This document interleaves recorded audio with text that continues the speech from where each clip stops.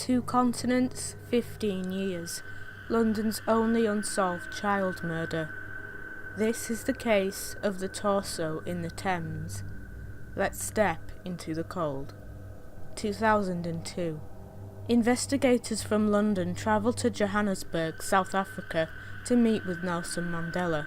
London police believed that Nelson Mandela would be instrumental in helping to bring attention to a case that was stalling.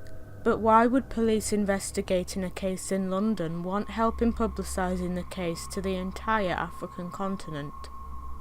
The previous year, on the 21st of September 2001, a pedestrian walking across Tower Bridge in central London made a disturbing discovery. Floating in the River Thames was a human torso. The torso belonged to a young black boy, believed to be around 4 to 7 years old.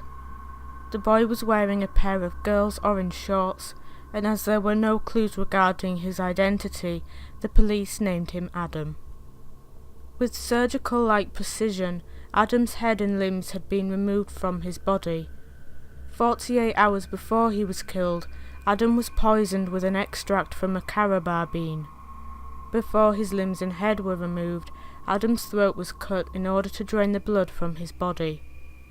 And as if that wasn't enough, it's believed that the young boy was paralysed but conscious when he was killed. Databases of missing children across Britain and Europe were searched, but none of the entries matched Adam. As a result, the police turned to the British public for help, but due to the ongoing coverage of 9/11, Adam's case received little attention from the media. By December 2001, a £50,000 reward had been made available to anyone with information leading to the murderer's conviction or to Adam's identification. So what led investigators to Africa? During Adam's post-mortem, his stomach contents and trace minerals found in his bones indicated that Adam had only been in England for a few days. More specifically, pollen particles in his stomach contents showed that Adam was from Africa, as that particular type of pollen is not one found in the Northern Hemisphere. Investigators were able to determine that the young boy likely came from an area in southwestern Nigeria, near Benin City. As the case had received little coverage in Nigeria, the police were able to work with Nelson Mandela in order to bring the entire African continent's attention to the case. Mandela made a public appeal, saying, "If anywhere, even in the remotest village of our continent, there is a family missing a son of that age who might have disappeared around that time, please contact the police in London directly or through the local police." Such cruel wastage of the lives of our children and youth cannot be allowed to continue. Not only was Mandela's appeal broadcast all over Africa, it was also translated into tribal languages. This included Yoruba, the local language in the area of Nigeria linked to Adam.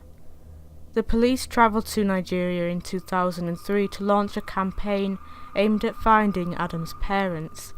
Schools were visited and reports of missing children were looked into, but this effort was fruitless. Despite this, the police began to theorise as to why Adam was murdered. Given the region's links to voodoo, it was suspected that Adam was trafficked to Britain specifically for a muti killing. Known more accurately as medicine murder, Adam is believed to have been murdered by a witch doctor as part of this ritual sacrifice, which uses a child's body parts to make medicinal potions called muti. However, the South African Police's psychology unit stated that when people are killed for muti, their genitals and vital organs are removed. As this had not happened to Adam, the psychology unit suggested that Adam had died in a human sacrifice that may be satanic, and not directly connected to Africa.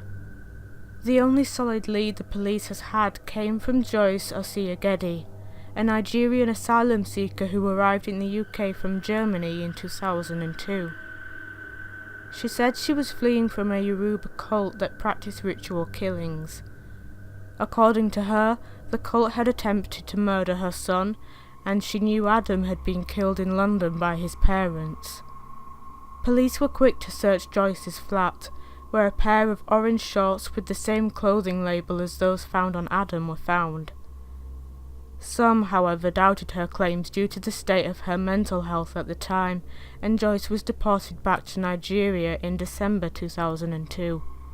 The news programme ITV London Tonight tracked Joyce down in 2011.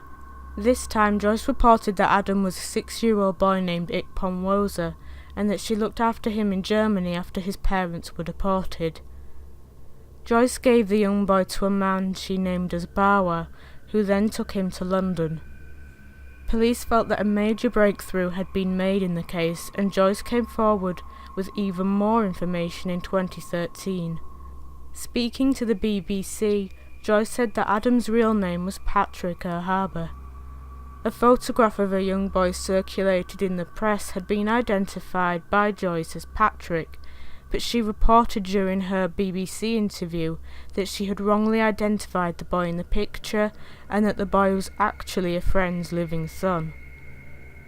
The mysterious Bawa was now given a full name by Joyce, Kingsley Ojo. While many doubted Joyce's claims, Bawa's real identity was rooted in reality. When Joyce's original claims were investigated back in 2002, surveillance of her acquaintances did in fact bring police to a Nigerian man named Kingsley Ojo. Ritual items were found in Ojo's home, but the DNA found on the objects did not match that of Adam's. Also found was a plastic bag containing a mixture of bone, sand, and flecks of gold, and police noted that this was similar to a concoction found in Adam's stomach. Ojo was jailed for child trafficking offences in 2004, and while he was in prison he offered to assist the police with their search for answers regarding Adam's murder. The police concluded that Ojo was wasting their time, and he was eventually deported to Nigeria. Ojo denies being involved in Adam's murder. 15 years on, Adam's true identity has never been confirmed by the police, and his killer or killers are still free. The police believes that the publicity given to Adam's murder over the years has acted as a deterrent for more ritual crimes in Britain. Adam was buried in a London churchyard some years ago. His funeral was attended by a handful of police officers. His coffin was pastel blue and decorated with teddy bears.